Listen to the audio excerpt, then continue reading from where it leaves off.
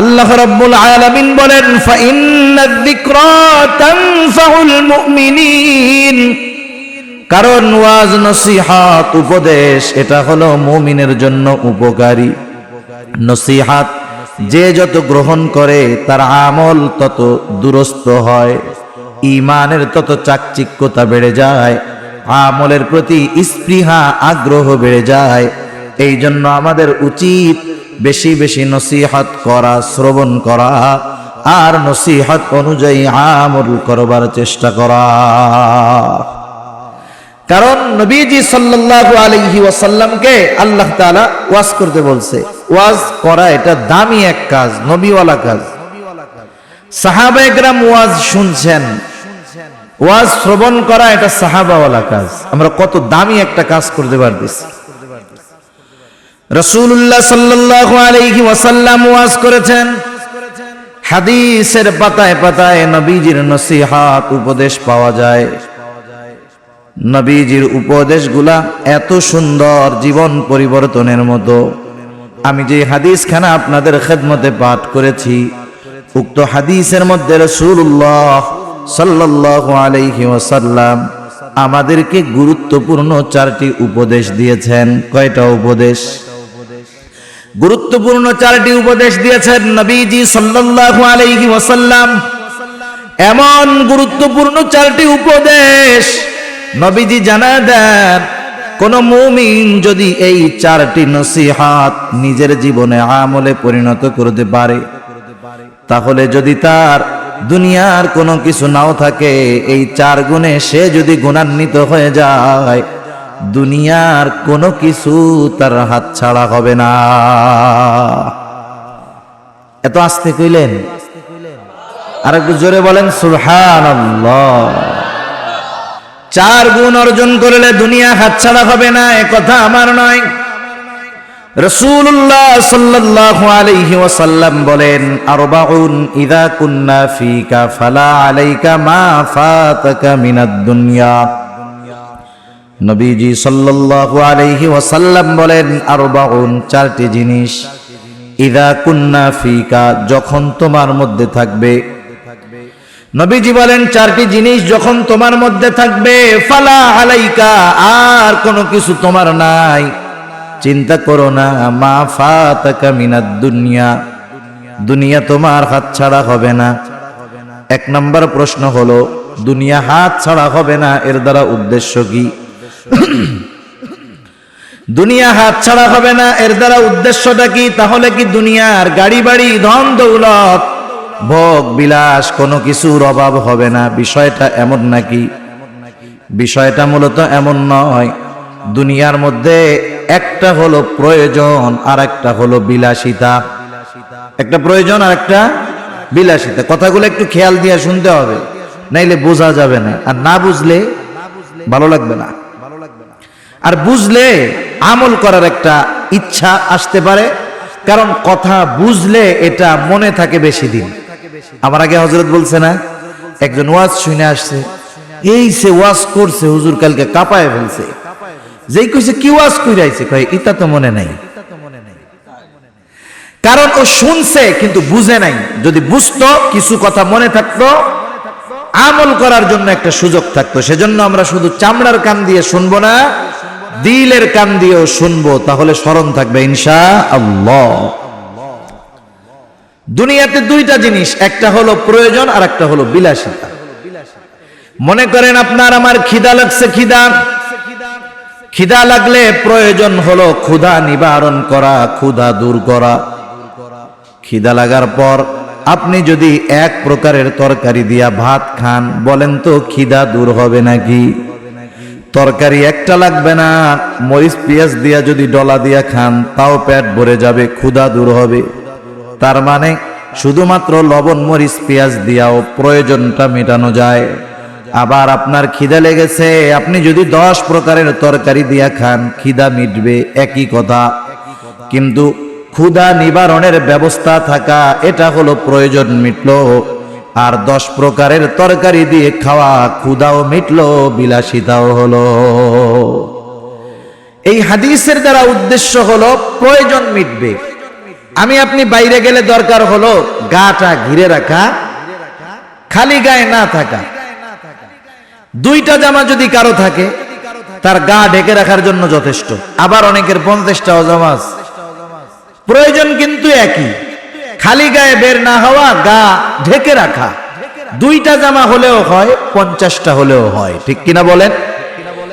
এই হাদিসের দ্বারা উদ্দেশ্য হলো দুনিয়ার প্রয়োজন মেটানোর ব্যবস্থা আল্লাহ তাআলা করে দিবে। একটা মানুষের দুনিয়ার মৌলিক প্রয়োজন যদি মিটে যাওয়ার নিশ্চয়তা পাওয়া যায়, এই লোকটার দুনিয়ার আর কোনো চিন্তা থাকে না। এই ঘোষণা আমার নয়, এই ঘোষণা দিয়েছেন মুহাম্মাদুর রাসূলুল্লাহ, যিনি গোটা জিন্দেগিতে একটা মিথ্যা কথাও বলেন নাই। কেমন সত্যবাদী আমার আপনার নবী! ওনার দুশমন কাফেররা পর্যন্ত কোনদিন নবীর বিরুদ্ধে এই কথা বলতে পারে নাই যে মুহাম্মদ জীবনে দুই একটা মিথ্যা কথা বলছে। এ কথা কাফেররা বলতে পারছে? আরে নবীজির সত্যবাদিতার সত্যায়ন কোরআনুল কারীমে তো আল্লাহ তাআলা দিয়েছেন। আল্লাহ তাআলার সত্যায়ন আমরা পেয়েছি ওহী নাজিল হওয়ার পরে, 40 বছর বয়সের আগে। কিন্তু 40 বছর বয়সের আগে যে আমার আপনার নবীজি সত্যবাদী ছিলেন, এর সবচাইতে বড় সাক্ষী হলো কাফেররা। কারণ মক্কার কাফেররা আমার আপনার নবীজির উপাধি দিয়েছে আল আমিন, বিশ্বস্ত, আমানতদার, সাদেক, সত্যবাদী। শুধু তাই না, নবুয়াতির পরেই যে আল্লাহ তাআলা শুধু নবীজির সত্যবাদিতার সত্যায়ন করেছেন আর কেউ করে নাই এমনটা নয়, বরং নবুয়াতির পরেও কাফেররা আমার আপনার নবীজির সত্যবাদিতার সত্যায়ন করেছে। সুবহানাল্লাহ। হাদিসের মধ্যে আসছে, যখন নবীজি সাল্লাল্লাহু আলাইহি ওয়াসাল্লাম গোপনে 3 বছর দাওয়াত দিলেন, এরপরে আল্লাহ তাআলা ওহী নাযিল করলেন, ওয়া আনযির আশীরাতাকাল আকরাবিন। এখন থেকে আর গোপনে নয়, আপনি আপনার আত্মীয় স্বজন, কাছের মানুষদেরকে সতর্ক করেন, দ্বীনের দাওয়াত দেন। তৎকালীন আরবের প্রচলন ছিল, যদি কেউ মানুষের কাছে কোনো গুরুত্বপূর্ণ বিষয় সহজে পৌঁছাইতে চাইত, আবু কুবাইস পাহাড়ের উপরে উঠে গিয়ে দাঁড়ায়া যাইত। ওই পাহাড়ের উপরে যদি একজন অপরিচিত গরিব মানুষও দাঁড়িয়ে আরববাসীকে আহ্বান করত, কে সে ব্যক্তি সেদিকে তারা খেয়াল করত না। ওই পাহাড়ে যেই দাঁড়াতো, আহ্বান করত, সবাই তার সাহায্যার্থে কথা শোনার জন্য ছুটে চলে আসতো।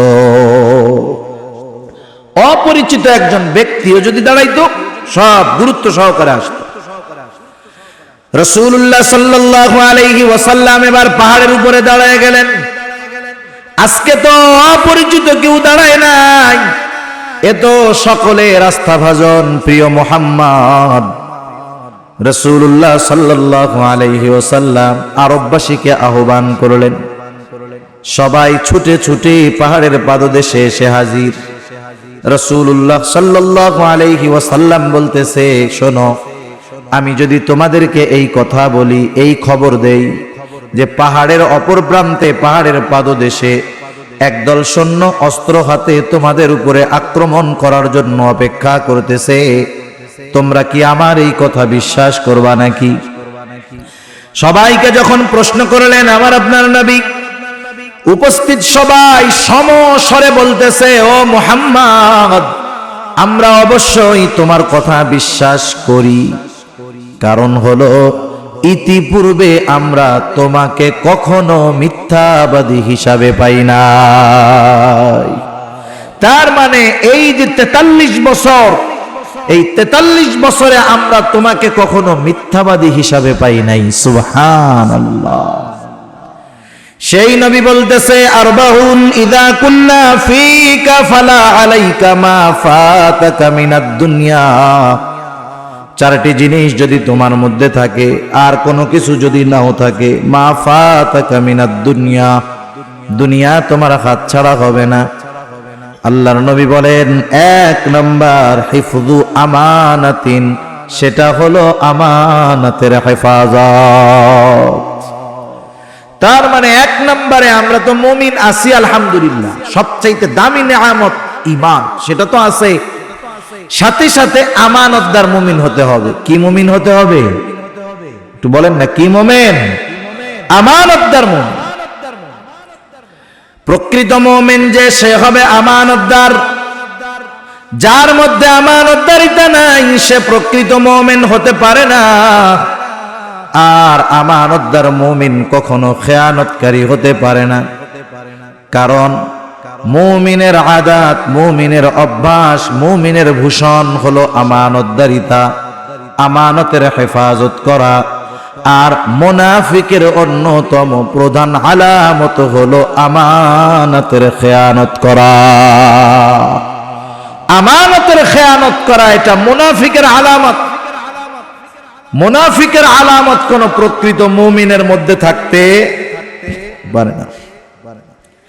রাসূলুল্লাহ সাল্লাল্লাহু আলাইহি ওয়াসাল্লাম আমাদেরকে মুনাফিকের আলামতগুলো জানায় দিয়েছেন। জানার দরকার, শুধু জানলে হবে না, মুনাফিকের আলামতগুলো আমাদের মধ্যে যদি থাকে এগুলা বের করার দরকার। বলেন তো, আপনি অসুস্থ হয়ে গেলেন, অসুস্থ, ঢাকা গিয়ে বড় ডাক্তার দেখাইলেন, ডাক্তার রিপোর্ট দিল আপনার শরীরের মধ্যে অথবা একটা অঙ্গের মধ্যে ক্যান্সারের জীবাণু আছে। ওটাকে যে কোনো প্রক্রিয়ায়, রেডিওথেরাপি, কেমোথেরাপি, প্রয়োজনে আঙ্গুলটা কেটে হলেও ক্যান্সারের জীবাণুটাকে শরীর থেকে আলাদা করতে হবে। আপনি কি করবেন? বাড়ি এসে চুপ করে বসে থাকবেন নাকি চিকিৎসা নেবেন? কারণ আপনি জানেন ক্যান্সারের জীবাণু যদি দেহের ভিতরে ছড়িয়ে যায় মৃত্যু হতে পারে, বড় ক্ষতি হতে পারে। আপনি গুরুত্ব সহকারে ক্যান্সারের জীবাণুটাকে বের করার চেষ্টা করবেন। আঙ্গুল যদি কাটাও লাগে কেটে ফেলবেন। কিন্তু চিন্তা করে দেখেন, মুনাফিকের প্রত্যেকটা আলামত হলো ঈমান বিধ্বংসকারী জীবাণু। কারো অন্তরে, কারো মধ্যে যদি ওই জীবাণুগুলা ভালো মতো বাসা বেঁধে ফেলতে পারে, ওই মুনাফিকের আলামতগুলা একটা সময় মুমিনকে বেঈমান বানায়া ফেলতে পারে। সেজন্য মুনাফিকের আলামতগুলা বড় জঘন্য, এগুলা জানতে হবে। সাথে সাথে আমাদের মধ্যে যদি ওইগুলা থাকে ওগুলা থেকে বাঁচতে হবে, বাদ দিতে হবে। রাসূলুল্লাহ সাল্লাল্লাহু আলাইহি ওয়াসাল্লাম মুনাফিকের আলামতগুলো আমাদেরকে জানায় দেন। নবীজি বলেন, এক নাম্বার ইদা হাদ্দাসা কাযাবা। মুনাফিকের এক নাম্বার আলামত যখন কথা বলে মিথ্যা কথা বলে। আপনাদের এলাকায় মিথ্যাবাদী আছে নাকি? তাহলে মুমিন মিথ্যা কথা কয় অথচ মিথ্যা বলা মুমিনের আলামত নয়। মিথ্যা বলা ছিল মুনাফিকের আলামত, কিন্তু এই আলামতটা মুমিনের মধ্যে চলে আসছে, জীবাণুটা চলে আসছে। ইদা ওয়াহাদা আখলাফা, ওয়াদা খেলাফ করা মুনাফিকের আলামত। আপনাদের অঞ্চলে ওয়াদা খেলাফকারী আছে, প্রত্যেক এলাকাতেই আছে। জীবাণু মুনাফিকের চলে আসছে মুমিনের মধ্যে। ইদা তুমিনা খানা, আমানতের খেয়ানত করা। আমানতের খেয়ানতকারীর অভাব নাই, জীবাণু মুনাফিকের চলে আসছে মুমিনের মধ্যে। ওয়া ইদা তাখাসামা ফাজারা। 4 নম্বর, মুনাফিকের যখন কারো সাথে ঝগড়া বিবাদ হয়, তর্ক হয়, মুনাফিক মন্দ বকাঝকা করে। কথায় কথায় বকাঝকা দেওয়া লোকজন আছে তো। আরে এমন অবস্থায় জামানায় বন্ধু বন্ধুর সাথে সবচাইতে ভালো খাতির কেমনে বুঝবেন? যেই বন্ধু আর এক বন্ধুকে সবচাইতে নিকৃষ্ট ভাষায় ওর মা বাবার বোনকে গালি দিতে পারে, ও হলো সবচাইতে ক্লোজ ফ্রেন্ড। একজন বন্ধুরে গালি দিছে, আর একজন জিজ্ঞেস করে তোর মা বাপ তুইলা গালি দিল? বলে না রে না, আমার ক্লোজ ফ্রেন্ড, আমার কাছের বন্ধু। চিন্তা করেন, ও ওর মা বাপ 14 গোষ্ঠী তুইলা গালি দিছে, আর ও বলে আমার ক্লোজ ফ্রেন্ড, ক্লোজ বন্ধু। আস্তাগফিরুল্লাহ। তাহলে আলামত 4টা মুনাফিকের সব পাওয়া যায় আমাদের মধ্যে, ঠিক কিনা বলেন? আমাদের কারো মধ্যে যদি এইগুলা থাকে এগুলা বের করার দরকার, নাইলে একটা সময় ঈমান নষ্ট হয়ে যেতে পারে। যাই হোক, মুনাফিকের অন্যতম আলামত হলো আমানতের খেয়ানত করা। নবীজি বললেন, আমানতের হেফাজতকারী হও, আর আমানতের খেয়ানতকারী হইও না। আর আমানত এত গুরুত্বপূর্ণ একটি বিষয়, শুধু তাই নয়, আমানতদারিতাকে রাসূলুল্লাহ সাল্লাল্লাহু আলাইহি ওয়াসাল্লাম ঈমানের সাথে সম্পৃক্ত করেছে। মনে করেন কারো ঈমানে যদি ত্রুটি থাকে, তার আমল যত বেশি হোক এক সময় নষ্ট হয়ে যায়। দুইজন বন্ধু সকালবেলায় ফজরের নামাজের জন্য বালতিতে করে পুকুর থেকে পানি আনছে। একজন আধা বালতি আনছে, আর একজন বালতি ভরে আনছে। সাইজ বালতির এক, কিন্তু যিনি পানি ভরে আনছেন তার বালতির নিচে ছোট্ট একটু ছিদ্র আছে।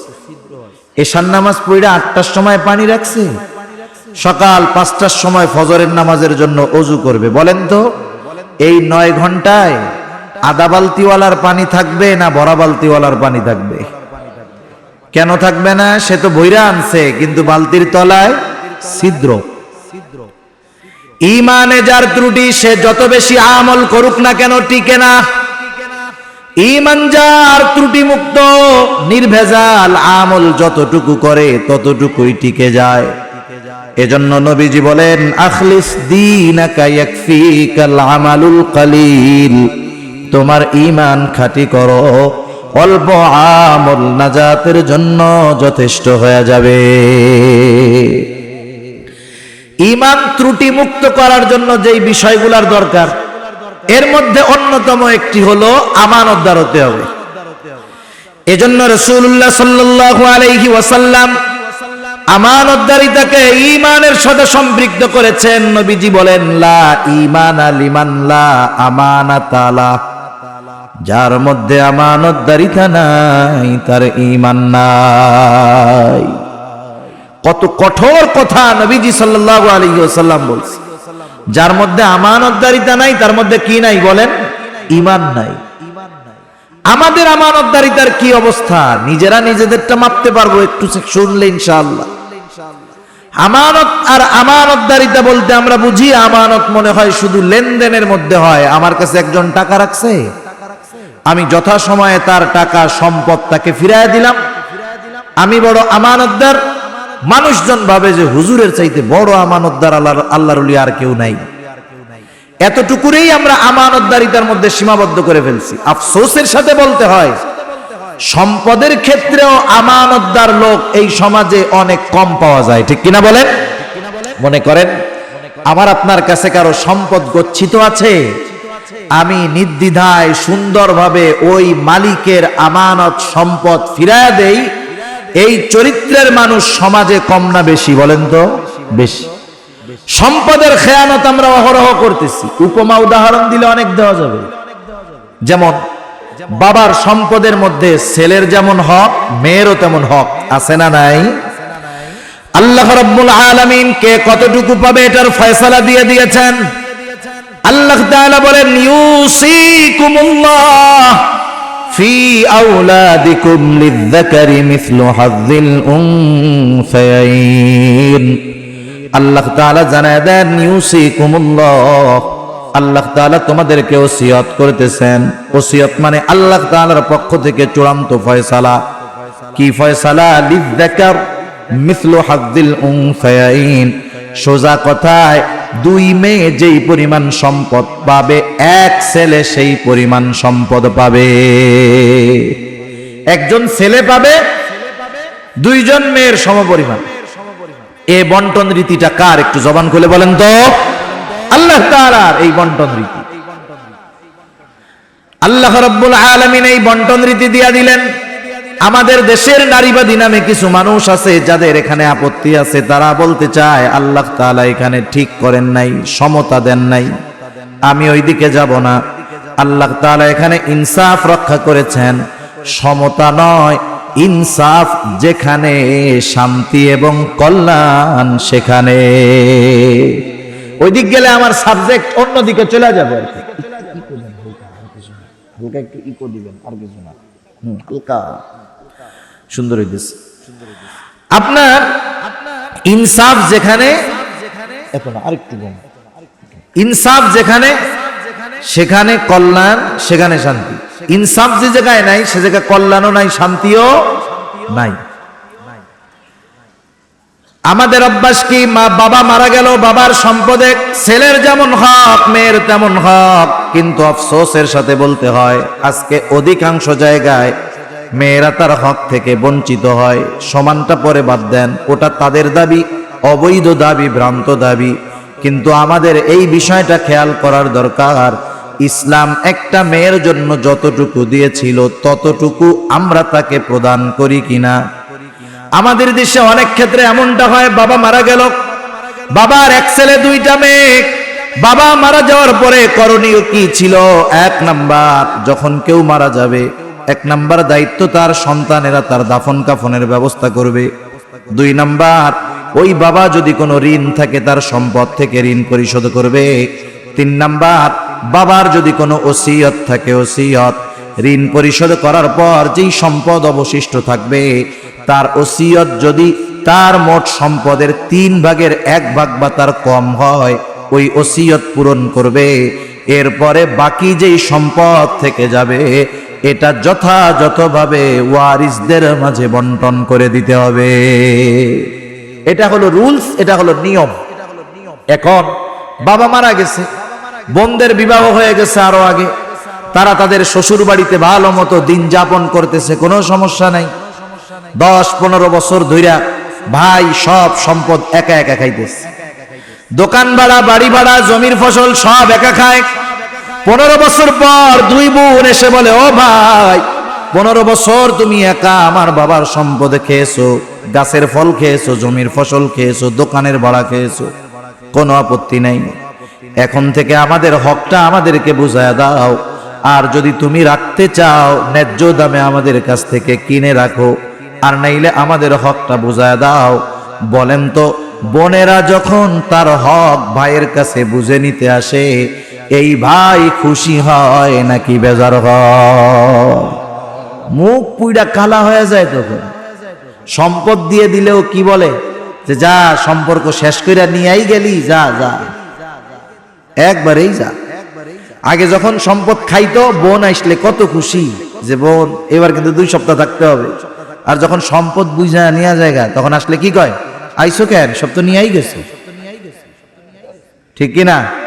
আগে আসলে কইতো কমপক্ষে 1 মাস থাকতে হবে, এবার ঘরে ঢোকার আগে জিজ্ঞাসা করে থাকবা কয়দিন, না যাবা কবে।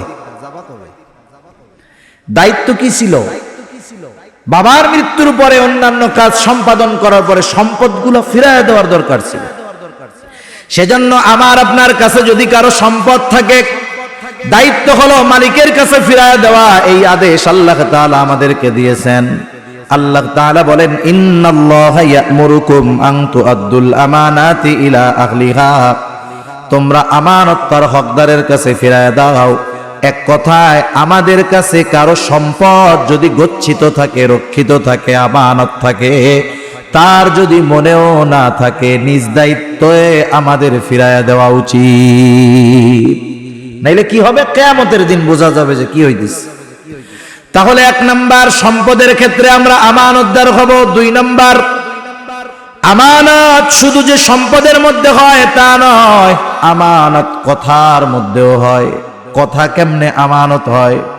নবীজি সাল্লাল্লাহু আলাইহি ওয়াসাল্লাম বলেন, ইযা হাদ্দাসার রাজুলু সুম্মা ইলতাফাতা ফাহিয়া আমানাতুন।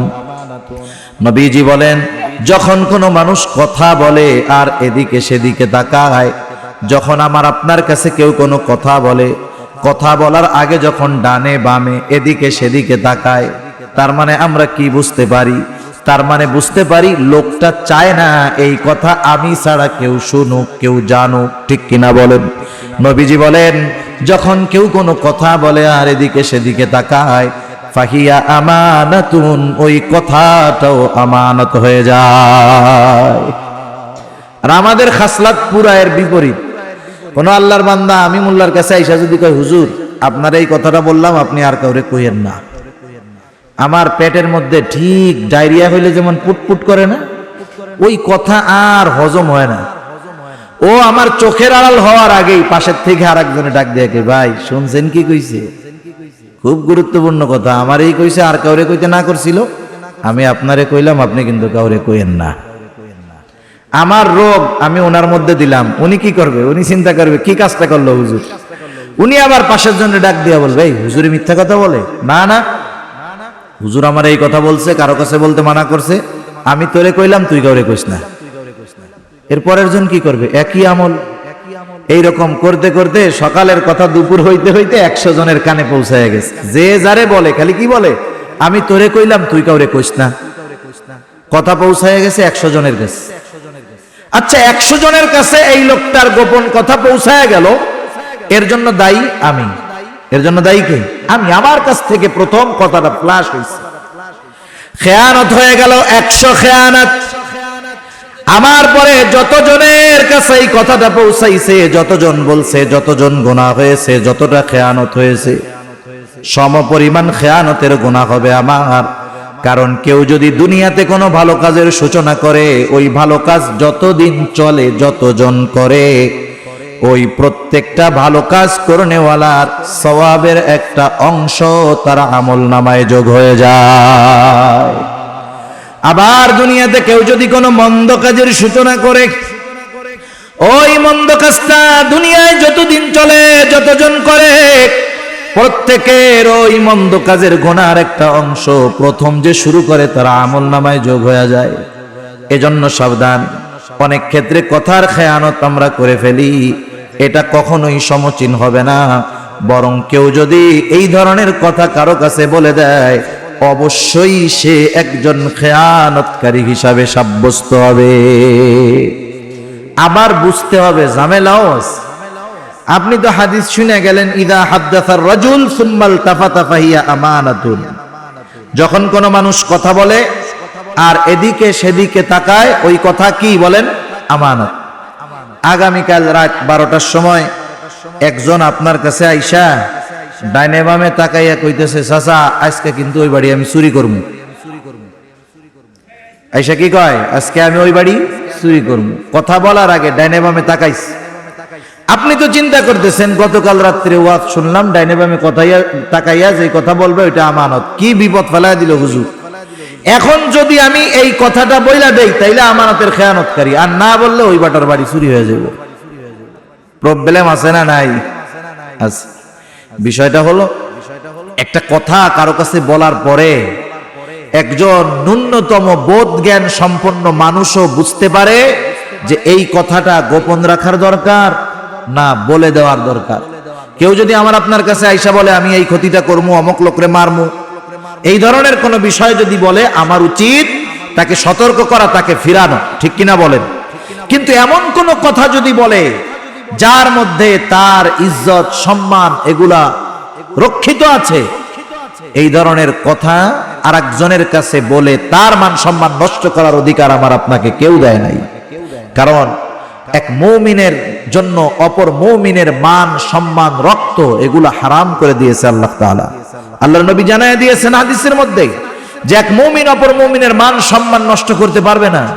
যদি ওই মুমিনের এমন কোন দোষ থাকে, স্বাভাবিক নিজস্ব দোষ থাকতেই পারে, এই দোষ আমরা অনেক সময় মানুষের সামনে তাকে অপদস্থ করার জন্য মানুষের সামনে তার দোষটা প্রকাশ করি। নবীজি বলেন, কেউ যদি দুনিয়াতে কোনো মুমিন ভাইয়ের দোষ গোপন করে, কিয়ামতের দিন আল্লাহ তাআলা তার দোষ ত্রুটিগুলা গোপন করে দিবে। সুবহানাল্লাহ।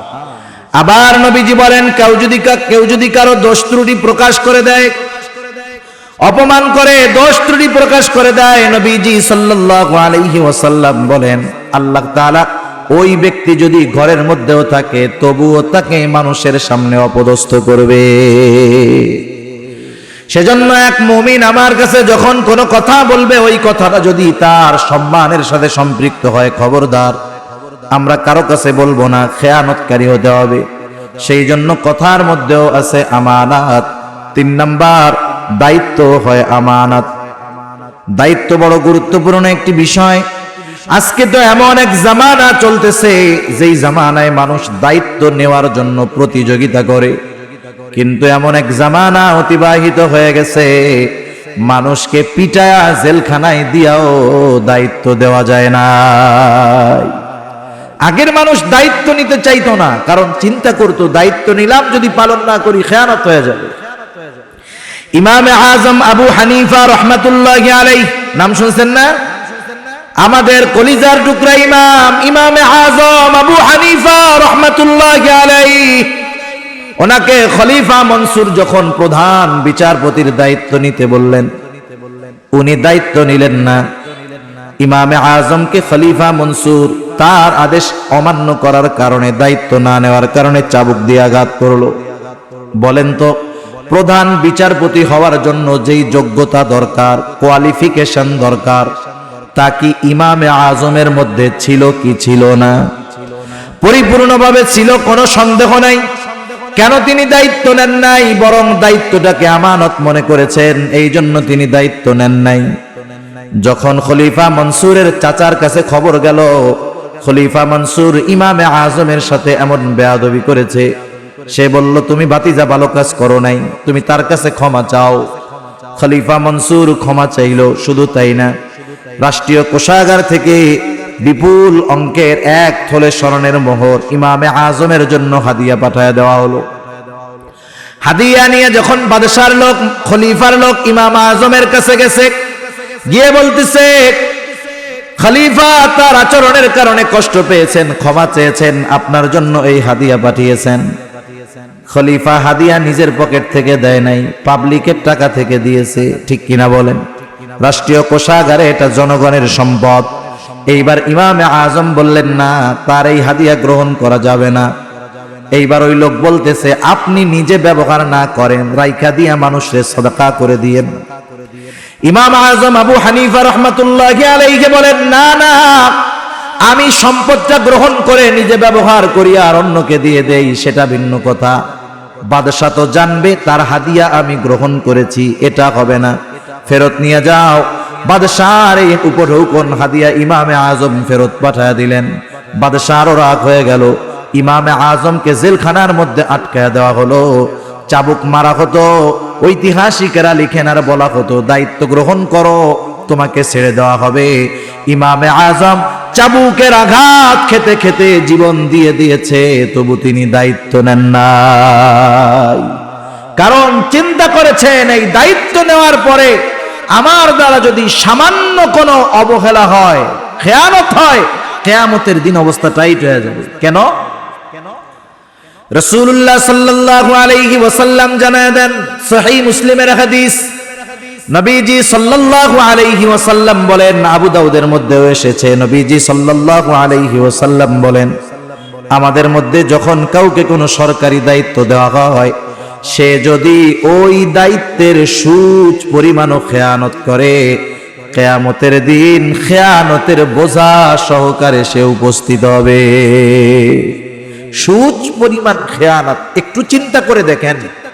আশেপাশে গোটা দুনিয়ার দিকে নজর দেন না, যারাই সরকারি দায়িত্ব পায়, ভালো মানুষ তো আলহামদুলিল্লাহ আছে, হায় হায় হায়, কি অবস্থা হয়, কি পরিমাণ খেয়ানত হয়, চিন্তা করে দেখেন। আবার আমরা মনে করতে পারি খেয়ানত মনে হয় শুধু উপরের দায়িত্বওয়ালা মানুষগুলা করে, নিচের দায়িত্বের মানুষেরা করে না। বিষয়টা এমন নয়।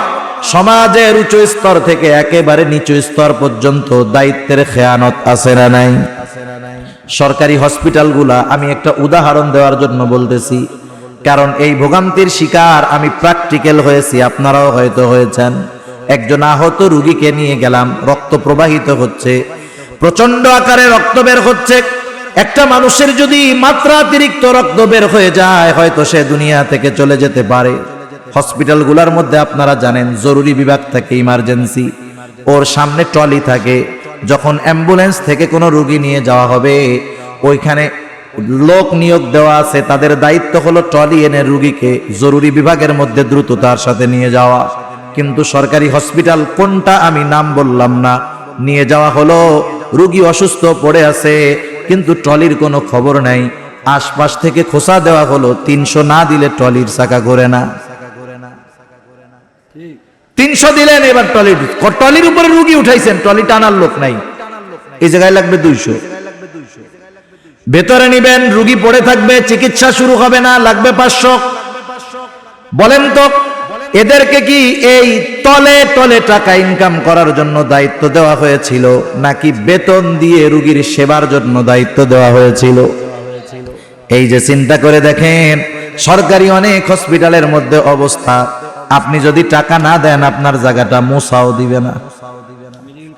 রুগী ফালায় রাখছেন, আশেপাশে নোংরা, মুছাও দিবে না, বকশিশ দেওয়া লাগবে। এগুলা সব খেয়ানতকারী। কি জোরে বলেন? খেয়ানতকারী। চাকরির কথা বাদ দেন, এবার গ্রামের মধ্যে আসেন না। আপনারা গ্রামের মানুষ, গ্রামের কথা কইলে আপনাকে বুঝে আসবে ভালো।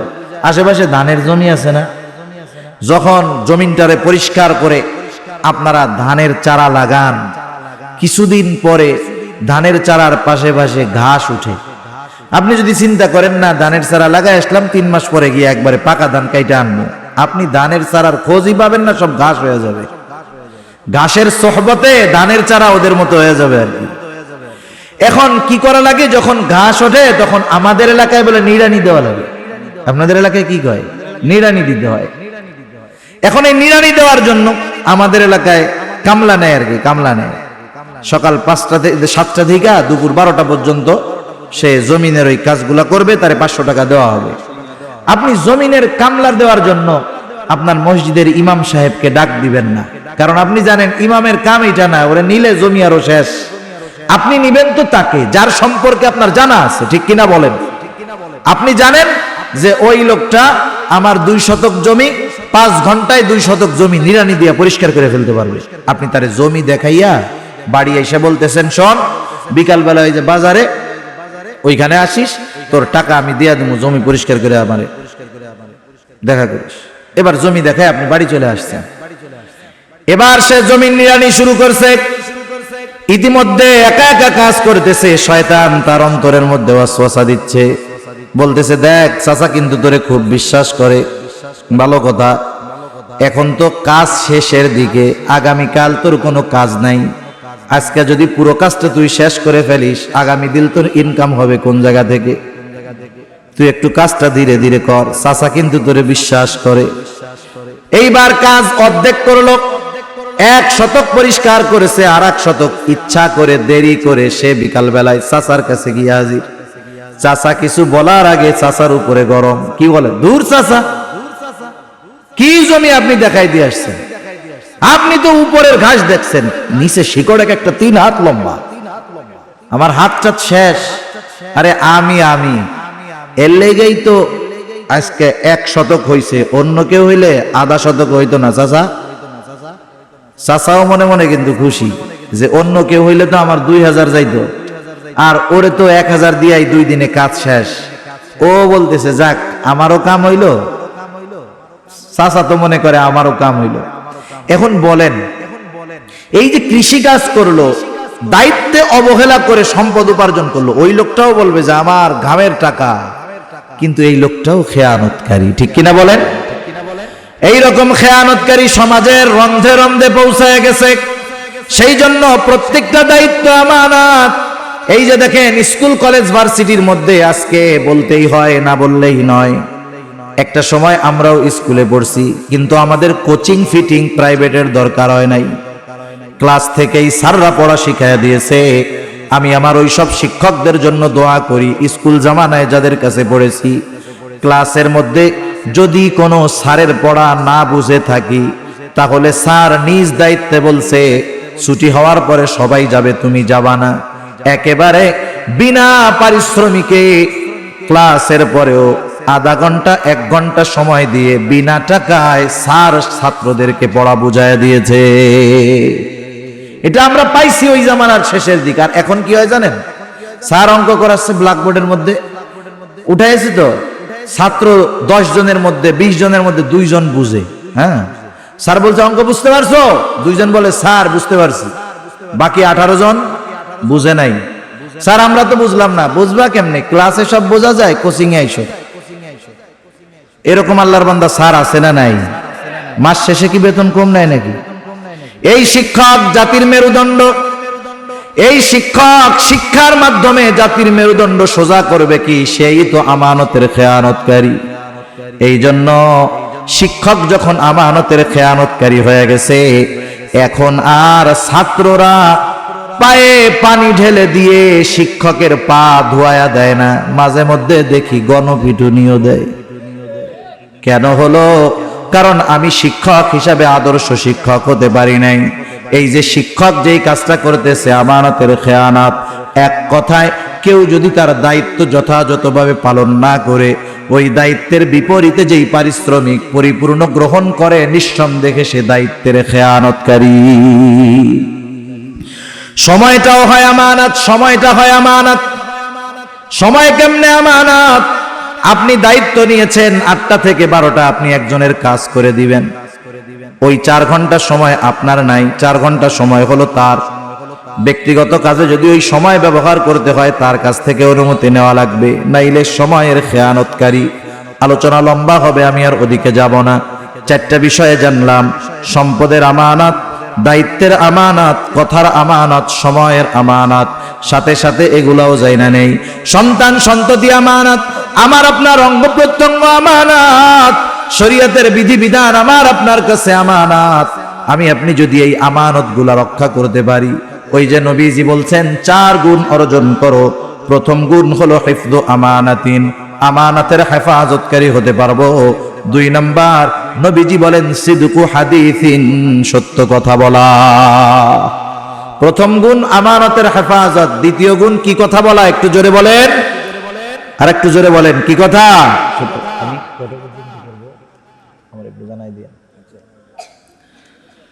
দ্বিতীয় গুণ হলো সত্য কথা বলা। মিথ্যা বলা কার আলামত? জোরে বলেন, মনে নাই?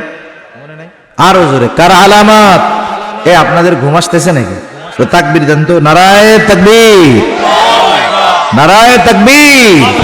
এই তো মাশাআল্লাহ, কারো একটু জিমনি আসলেও এখন কেটে গেছে, আলহামদুলিল্লাহ। যাই হোক, দ্বিতীয়ত হলো মুনাফিকের আলামত মিথ্যা বলা। আর নবীজি বললেন সিদকু হাদিসিন, সত্য কথা বলা।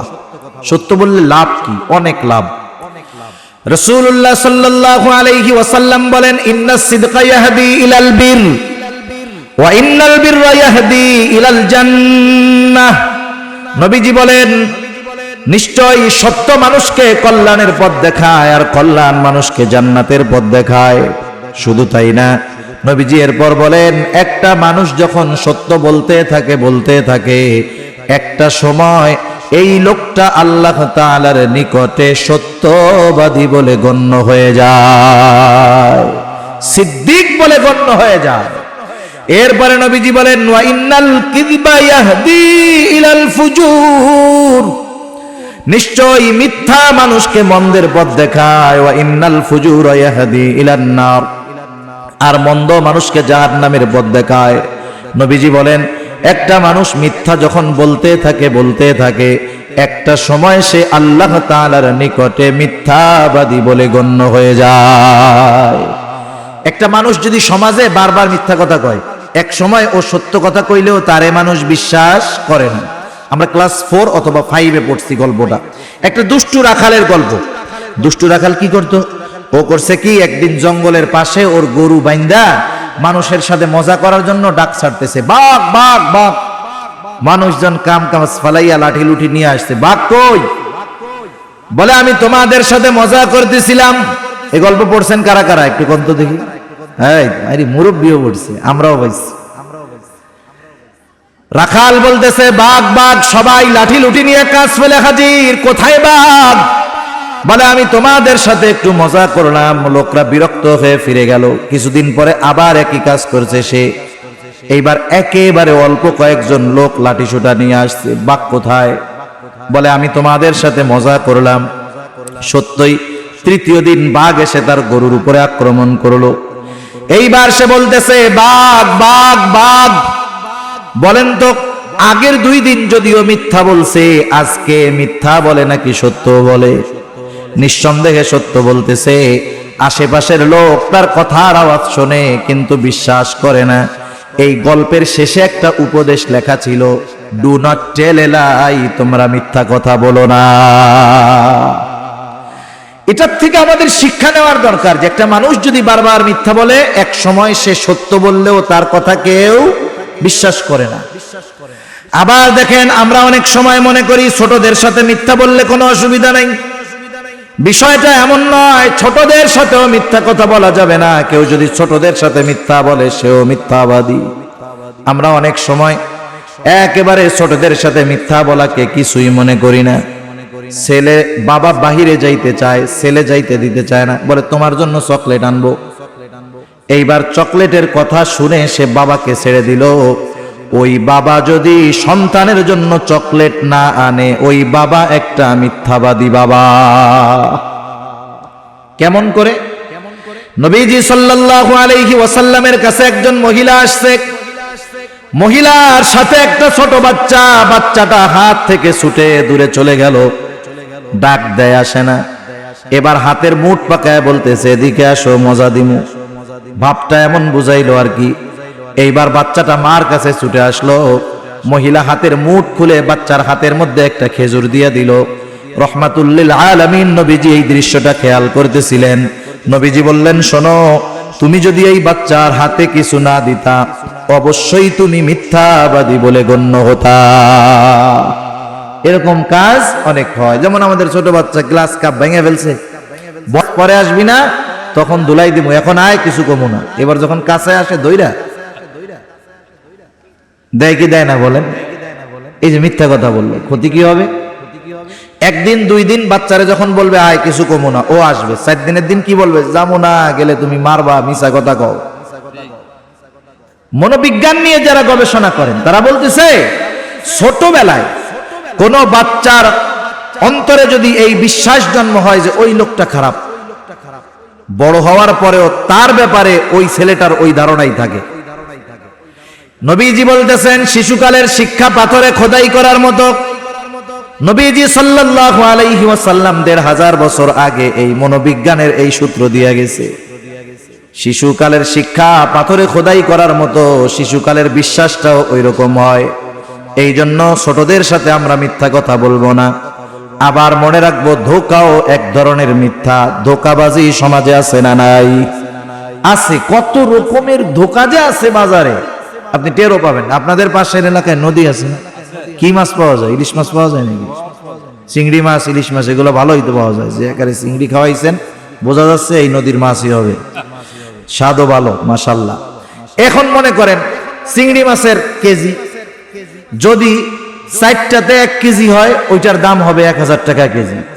যদি 12টাতে 1 কেজি হয়, দাম হবে 500 টাকা কেজি। একই নদীর মাছ, শুধু ছোট বড় হওয়ায় দাম কম বেশি হয়ে যায়।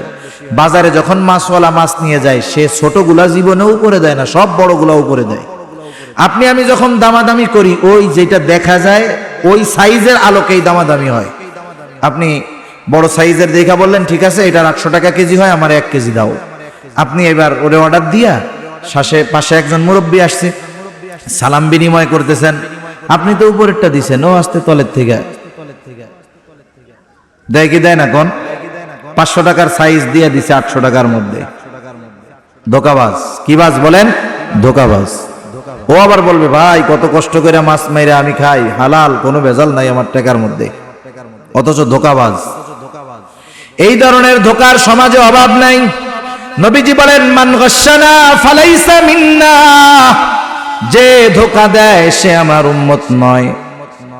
এক এলাকায় গেলাম, দেখলাম পাট ভিজা ভিজা বিক্রয় করে। পাট হয় আপনাদের দিকে? পাটটা ভালো মতো রোদ্রে শুকায় না। কেন শুকাও না? বলে বেশি শুকাইলে বেশি লাগবে, ওজনে কম হবে। দোকানদাররাও চালাক, তোমরা ভিজা ভিজা আনো, আর ওদের মন 40 কেজিতে না 45 কেজিতে।